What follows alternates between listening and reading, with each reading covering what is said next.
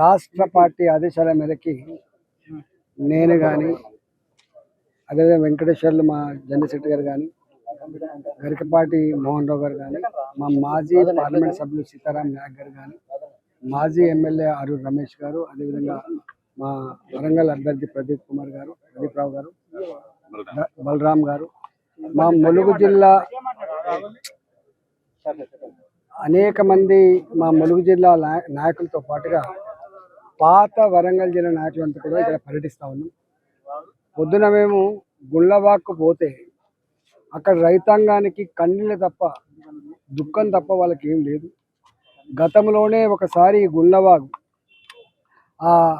తెగిపోయి గుళ్ళవాగు మధ్యంతరంగా గండిపడి కొన్ని వందల ఎకరాల భూములో తాటి చెట్లంతా లోతు గోతులు పడ్డాయి.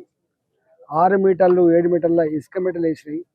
మొన్ననే దీన్ని చదువు చేసుకొని ఒక్కొక్క ఎకరానికి 50,000 రూపాయల నుంచి 2 లక్షల రూపాయల వరకు ఖర్చు పెట్టి మేము వ్యవసాయం చేసుకుంటూ ఉంటే మళ్ళీ ఈ సంవత్సరం కూడా వరద వచ్చి మొత్తం మా కుంపలు ముంచిపోయినాయి. మా పంట పొలాలలో మేటలు వేసినాయని చెప్పి వాళ్ళు కన్నీరు మున్నీరైతున్న తీరు బాధేసింది. డెఫినెట్గా ప్రభుత్వం ఎక్కడెక్కడైతే ఈ మొత్తం తెలంగాణలో ఇసుక మేటలు వేసినాయో, ఎక్కడెక్కడైతే పెద్ద ఎత్తున గోతులు పడ్డాయో కేవలం పంట ఎకరానికి 10,000 రూపాయలు మాత్రమే కాకుండా ఆ పంట పొలాలు మళ్ళీ చేతికొచ్చినట్టుగా, ఎందుకంటే రైతాంగానికి ఉండేదే 2 ఎకరాలు, ఎకరమో 3 ఎకరాలు ఉంటుంది కాబట్టి శాశ్వతంగా ఆ పొలాలు మళ్ళీ వాగులు ఏర్పడి ఒక్క మొక్క కూడా లేకుండా ఆ ప్రాంతంలో మొత్తం ఎడారిగా మారిపోయింది.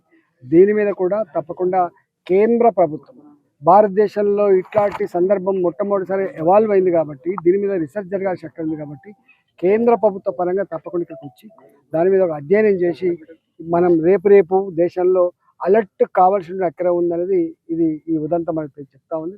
మూడో అంశం ఏంటంటే ఇప్పటికి కూడా ప్రభుత్వ పరంగా కేవలం అనౌన్స్ చేసిన తప్ప ఒక సింగిల్ పైసా కూడా ఇప్పటిదాకా రాలేదు. కాబట్టి నేను కోరుతా ఉన్న ప్రభుత్వాన్ని తక్షణమే అధికారులను ఫీల్డ్ మీదకి పంపించి ఇల్లు కూలిపోయిన వాళ్ళు ఎంతమంది, కాంపౌండ్ కూలిపోయిన వాళ్ళు ఎంతమంది, ఇళ్ళల్లో మొత్తం సామాన్లన్నీ కొట్టుకుపోయి కట్టు బట్టలతో ఉన్న వాళ్ళు ఎంతమంది, ఇవన్నీ కూడా అసెస్ చేసి తక్షణమే సాయం అందించాలని చెప్పి కోరుతాను. మేము కేంద్ర హోంమంత్రి గారితో అదేవిధంగా మా కిషన్ రెడ్డి గారు జమ్మూ అండ్ కాశ్మీర్లో ఉంటే వారితో కూడా మాట్లాడడం జరిగింది. ఇవాళ బండి సంజయ్ గారు అదేవిధంగా మా కేంద్ర వ్యవసాయ శాఖ మంత్రి గారు ఇద్దరు కూడా ఇవాళ పర్యటిస్తూ ఉన్నారు ఖమ్మంలో. కాబట్టి ఇలా మేము కూడా ఇక్కడ పర్యటిస్తూ ఉన్నాం కాబట్టి కేంద్ర ప్రభుత్వ పరంగా కూడా రైతాంగాన్ని ఆదుకోవాల్సిన శక్తి ఉందని చెప్పి మేము కోరడం జరిగింది. ఇవాళ ఏదో ఆంధ్రకు ఒక రకంగా తెలంగాణకు ఒక రకంగా సంకుచితవాదులు ఇవాళ ఈ రాజకీయాలే ఎజెండాగా పెట్టుకున్నటువంటి వాళ్ళు ప్రజాక్షేమం కోరని వాళ్ళు చేసేటువంటి ఆరోపణ తప్ప ఇది నిజం కాదు.